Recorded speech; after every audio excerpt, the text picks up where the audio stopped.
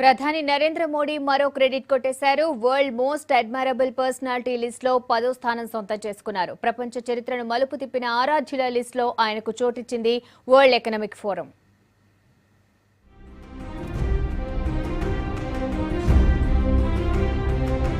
ప్రపంచవ్యాప్తంగా అత్యంత ఆరాధ్యులైన వారి జాబితాను విడుదల చేసింది వరల్డ్ ఎకనామిక్ ఫోరం.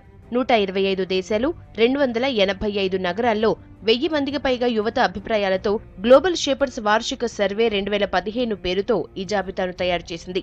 1980ల నుంచి మిలీనియన్ సెంచరీ వరకు ప్రపంచ చరిత్రను ఏదో రకంగా మలుపు తిప్పిన వాళ్లకు ర్యాంకులిస్తుంది వరల్డ్ ఎకనామిక్ ఫోరం. ఈ ఏడాది సర్వేలో ప్రధాని నరేంద్ర మోడీకి 10వ స్థానం దక్కింది.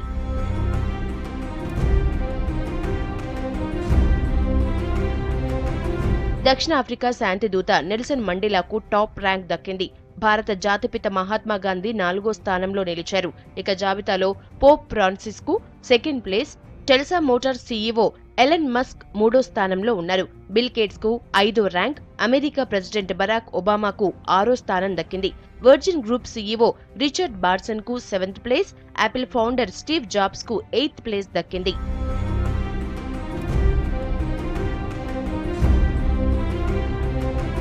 సర్వేలో పాల్గొన్న 1084 మంది యువకుల్లో మోదీకి 3% ఓటేశారు. నెల్సన్ మండేలాకు 20.1% టాప్ ప్లేస్ ఇచ్చారు.